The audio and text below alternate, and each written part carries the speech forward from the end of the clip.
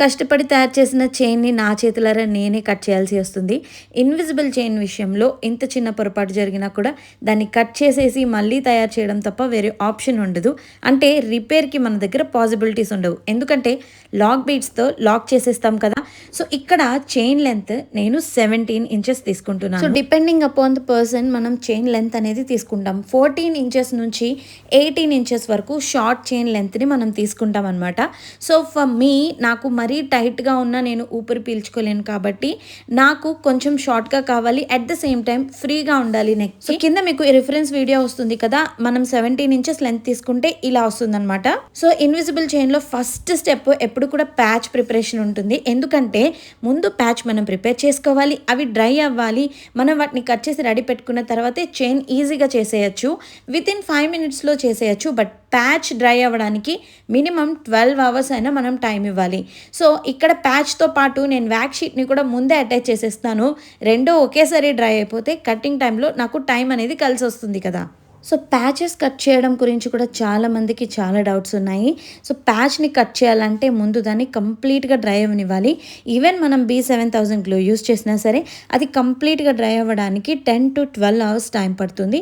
ఇది గుర్తుపెట్టుకోండి. ఈ వీడియోలో నేను మీకు 2 ప్యాచెస్ కట్ చేసి చూపించాను. ఒకటి కంప్లీట్‌గా డ్రై అవ్వని ప్యాచ్, ఇంకొకటి కంప్లీట్‌గా డ్రై అయిపోయిన ప్యాచ్.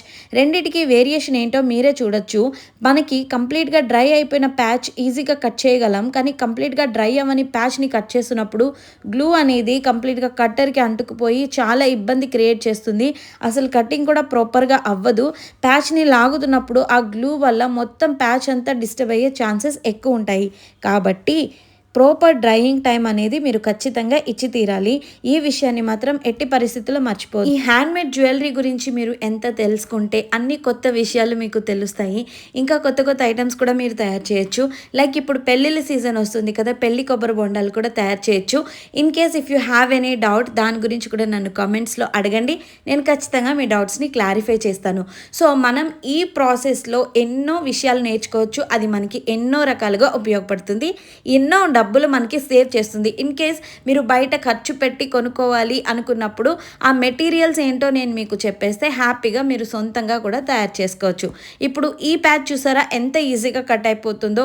ఎందుకంటే ఇది కంప్లీట్లీ డ్రై అయిపోతుంది కాబట్టి దీని కటింగ్కి అంత ఎక్కువ టైం తీసుకోవద్దు. సో, ఫైనల్లీ మన ప్యాచెస్ అయితే రెడీ అయిపోయాయి. ఇప్పుడు వీటిని మనం ఇన్విజిబుల్ చైన్కి అటాచ్ చేయాలి. సో, ఇవేంటో మీకు అందరికీ తెలుసు. ఇవి lock beads. First of all నేను ఎప్పుడో మీషోలో కొనుక్కున్న లాక్ బీడ్స్ ఇవి. ఇంకా నేను వాటిని యూజ్ చేయలేదు. ఎందుకంటే ఎక్కువగా బ్యాంగిల్ మేకింగే చేస్తాను. ఇన్విజిబుల్ చైన్ చాలా తక్కువ చేస్తాను. బట్ రీసెంట్లీ మనకి వచ్చిన రిక్వెస్ట్ వల్ల ఇన్విజిబుల్ చైన్ చేస్తున్నాం.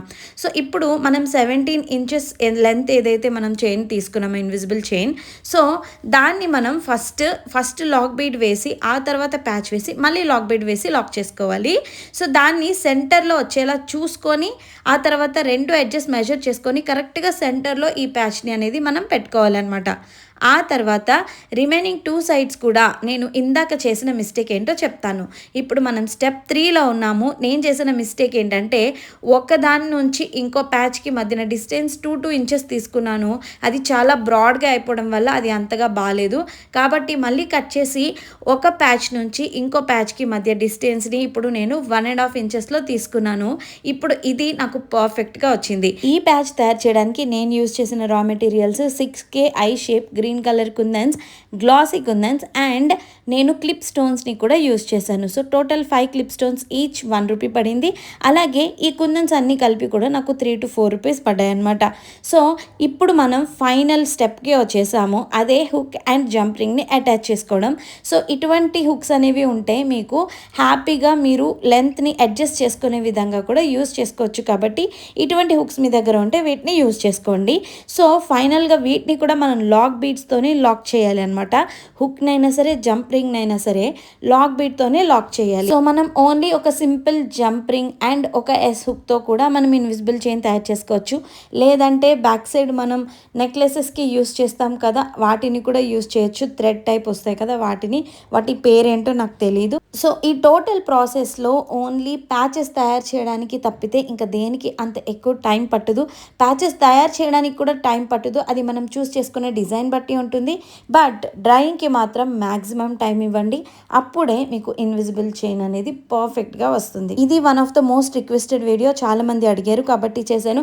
సో రేపు మీరు ఏ క్లాస్ కావాలో ఖచ్చితంగా నాకు కామెంట్ చేయండి, దాని మీదే నేను మీకు వీడియో చేసి అప్లోడ్ చేస్తాను. మీ అందరికీ హెల్ప్ అవ్వాలని ఫ్రీగా ఆన్లైన్ క్లాసెస్ స్టార్ట్ చేశాను. సో దయచేసి మీరు కూడా నన్ను సపోర్ట్ చేయాలనుకుంటే తప్పకుండా ఛానల్ని సబ్స్క్రైబ్ చేయండి, అలాగే లైక్ చేసి షేర్ చేయండి.